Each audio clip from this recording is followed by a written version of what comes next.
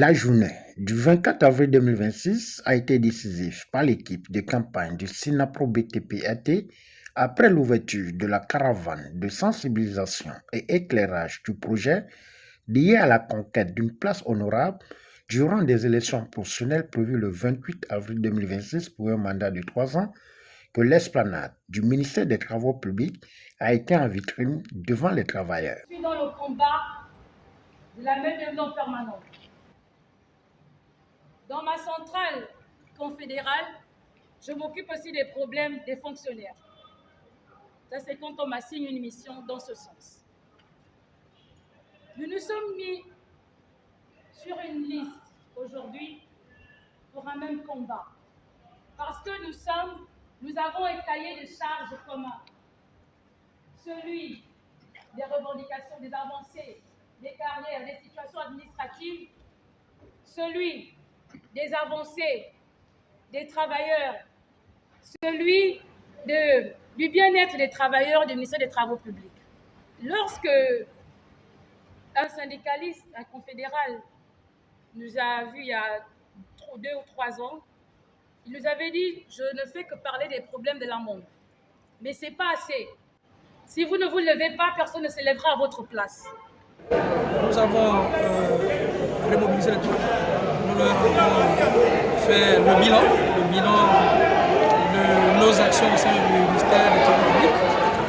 Nous leur avons demandé de voter utile, parce qu'on ne va pas voter des personnes qui n'ont pas de bilan à défendre.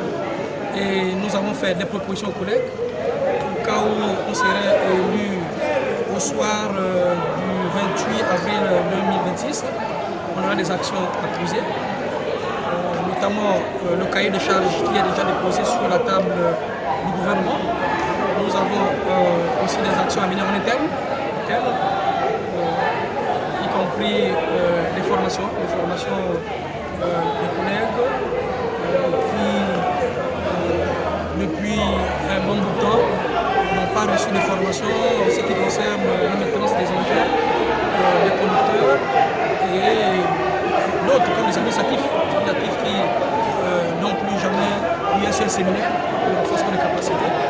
Nous avons aussi promis le toilettage des textes, parce que la plupart des textes publics sont obsolètes. Donc nous regarderons avec la tutelle comment nous allons regarder ça de manière responsable pour le bénéfice des agents du secteur public et de la construction. Si nous, on sera élus, nous avons déjà des dossiers qui sont en cours, notamment le dossier qui concerne le rétablissement des primes, le rendement au bénéfice des agents du secteur public. Ça, c'est quelque chose qui est pas mal.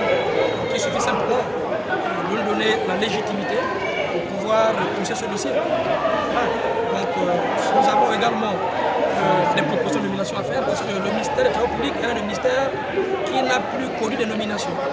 Depuis le départ du ministre, le professeur Léon Zouba, donc en 2011, les nominations n'ont plus jamais eu lieu au niveau de ce département ministériel. Donc nous avons des intérimaires qui sont là depuis bientôt 20 ans, ce qui est inacceptable. Donc il faut cette légitimité pour pouvoir discuter de ces questions avec la tutelle. En gouvernement, vous voyez l'alliance populaire, donc nous sommes confiants à l'intérieur du pays, mais au regard des informations que nous recueillons de nos représentants, nous n'avons aucune crainte.